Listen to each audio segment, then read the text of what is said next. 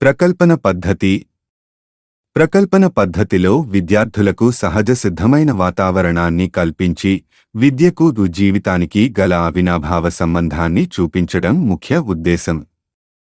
ప్రకల్పన పద్ధతికి వ్యవహారిక సత్తావాది అయిన జాన్ డ్యూయీ ముఖ్యమైనవాడు. విషయాన్ని చేయడం ద్వారా నేర్చుకోవడం అనే దానిపై ఆధారపడి విషయ జ్ఞాన, అవగాహన, వినియోగం, నైపుణ్యాలను అప్రయత్నంగా విద్యార్థులకు తెలియకుండా విషయ జ్ఞానాన్ని కలిగించడమే ప్రకల్పన విధానం. నిర్వచనాలు. ప్రాజెక్ట్ అంటే సహజ వాతావరణంలో ముందుకు సాగే హృదయపూర్వకమైన కృషి. Kill Patrick. ప్రాజెక్టు అంటే సహజ వాతావరణంలో పూర్తి చేయబడే సమస్య. Steven sun. ప్రాజెక్ట్ అంటే పాఠశాలలోకి దిగుమతి చేయబడ్డ నిజ జీవితం. బెలార్డ్.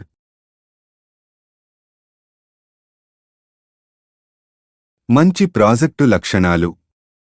చక్కటి ఉద్దేశం ఉండి వాస్తవికతకు దగ్గరగా ఉండాలి. మానసిక శారీరక క్రియాశీలతలతో ఉంటూ చక్కటి అనుభవాన్ని ఇవ్వాలి. ప్రయోజనకారిక ఉంటూ విద్యార్థులకు స్వేచ్ఛను, సమయాన్ని, వ్యయాన్ని ఆదా చేయగలిగేదిగా ఉండాలి. విద్యార్థులు వ్యక్తిగతంగా కానీ, జట్టుగా కానీ సంపూర్ణంగా చేయగలిగే విధంగా ఉండాలి. కొన్ని ప్రకల్పనలు కొన్ని కాలాలలో మాత్రమే చేయడానికి అవుతుంది. అటువంటి ప్రకల్పనలను సకాలంలో పూర్తి చేయాలి.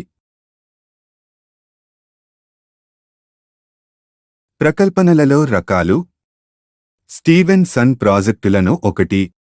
మేధా సంబంధమైన ప్రాజెక్టులు 2. భౌతిక సంబంధమైన ప్రాజెక్టుగా విభజించాడు. Kill Patrick 1. ఉత్పత్తిదారుల ప్రాజెక్టు 2. వినియోగదారుల ప్రాజెక్టు 3. సమస్య ప్రాజెక్టు 4. శిక్షణ ప్రాజెక్టు అని విభజించాడు. ప్రకల్పన పద్ధతిలోని సోపానాలు. పరిస్థితులను కల్పించడం. Providing a situation. ప్రాజెక్టును ఎంచుకొని లక్ష్యాన్ని వివరించడం. Choosing and purposing. ప్రణాళిక రచన. ప్లానింగ్. అమలుపరచడం. ఎగ్జిక్యూషన్. మూల్యాంకనం. ఇవాల్యుయేషన్. నివేదిక. రికార్డింగ్.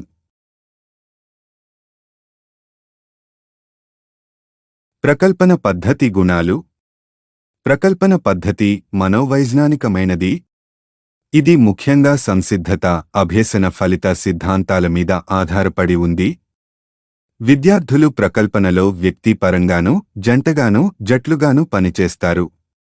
కాబట్టి వీరిలో సంఘీభావం, కలుపుగోలుతనం అనేవి అభివృద్ధి చెందుతాయి.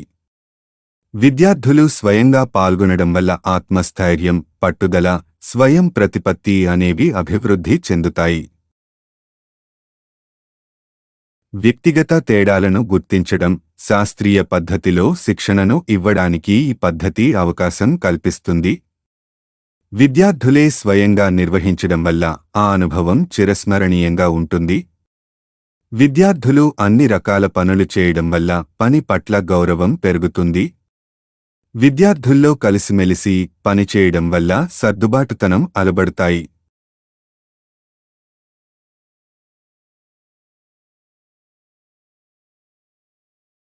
ప్రకల్పన పద్ధతి దోషాలు.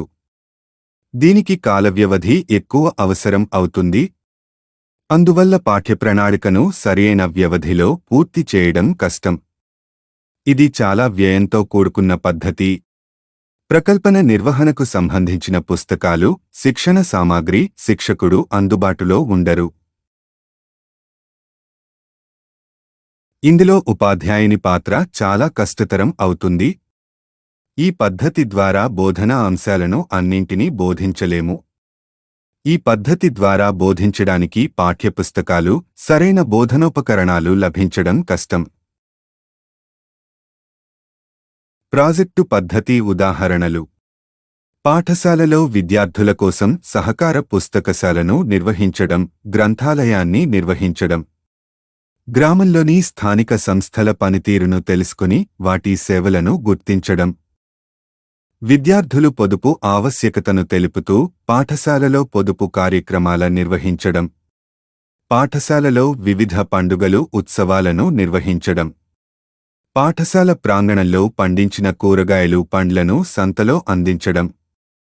తరగతిలో వివిధ శాస్త్రీయ నియమాలను ప్రయోగాత్మకంగా నిర్వహించడం. భాషాభివృద్ధి కోసం వివిధ ప్రక్రియలను చేపట్టడం. పద చదరంగం, అంతాక్షరి మొదలైనవి. Thanks for watching.